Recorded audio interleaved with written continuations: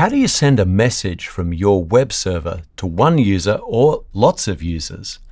How can you do that in a way that's fast, reliable, and secure? And, what if the user's browser is closed? Well, on the web, there's now a way to do that using standard APIs and services integrated with mobile and desktop platforms.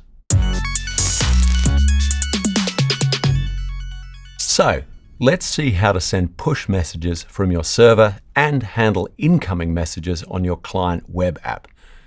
Now, each browser manages push notifications through its own system called a push service. When a user grants permission for push on your site, you subscribe them to the browser's push service. This creates a subscription object that includes a public key to enable messages to be encrypted and an endpoint URL for the browser's push service, which is unique for each user. From your server, you send push messages to this URL encrypted with the public key, and the push service forwards the message to the right client device and browser.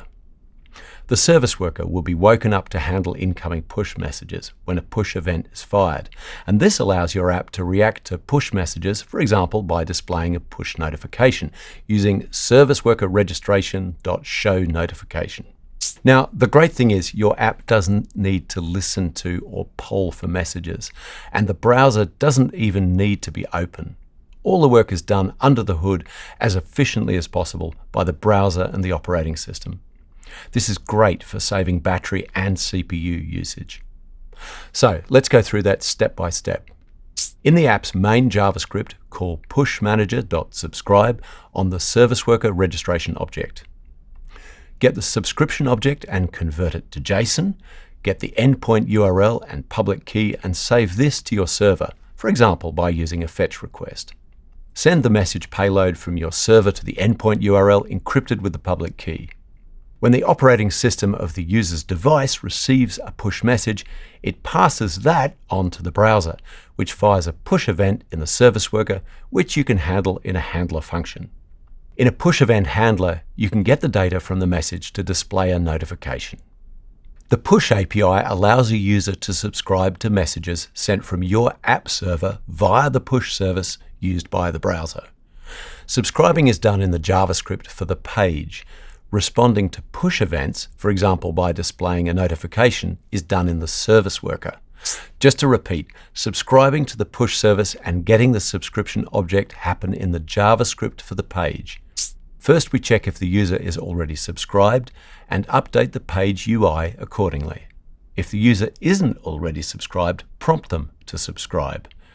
Now, if they are already subscribed, you should still update the server with the latest subscription, since that may have been changed by the push service. When the user grants permission for push on your site, you subscribe them to the browser's push service. As I said before, this creates a subscription object that contains the endpoint URL of the push service, which is different for each browser, along with a public key for encryption. You send the subscription object for the user to the server and save it. And before you subscribe a user, check if you already have a subscription object for them. If you don't have the object, update the UI to prompt the user to enable push notifications. If you do have the subscription object, update your server database with the latest subscription data. The ready property of the service worker defines whether a service worker is ready to control a page or not. It returns a promise which resolves to a service worker registration object when the service worker becomes active. The getSubscription function returns the subscription object or undefined if it doesn't exist. You need to perform this check every time the user accesses your app because it is possible for subscription objects to change during their lifetime. This is the process of subscribing to the push service. Register the service worker from the page, main.js. This request goes to the user agent, the browser, and the browser returns the service worker registration object. Use the service worker registration object to access the Push Manager API, and from that, request to subscribe to the push service. This request is passed on to the push service. And the push service returns the subscription object, which includes an endpoint URL and a public key. Save the subscription object data to your server and then send push messages from your server to the endpoint URL encrypted with the public key. Now, as I've said, before you send notifications, the user must subscribe to a push service. You call pushmanager.subscribe on the service worker registration object to subscribe. The resulting push subscription object includes all the information that the application needs to send a push message, an endpoint and the encryption key needed for sending data. Each subscription is unique to a service worker. The endpoint for the subscription is a unique URL. That endpoint is all that is necessary to send a message to a client using your application. The endpoint URL therefore needs to be kept secret, or other applications might be able to send push messages to your application. Here's an example of the subscription object.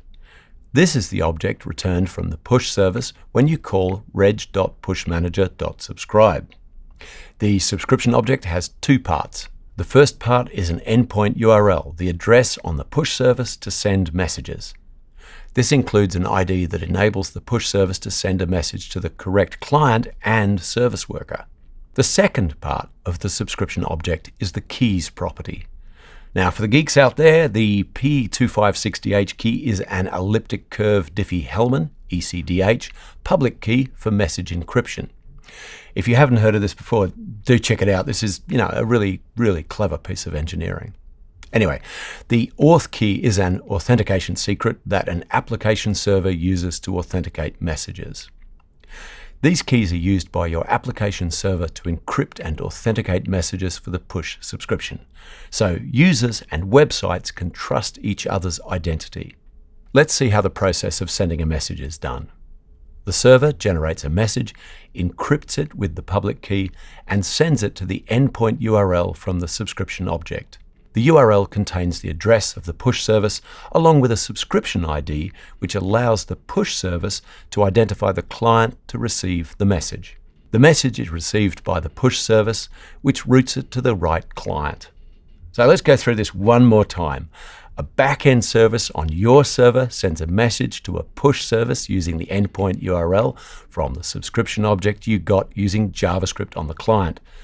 The message is encrypted with the public key from the subscription. The push service then uses subscription IDs encoded in the endpoint URL to send the message to the right client.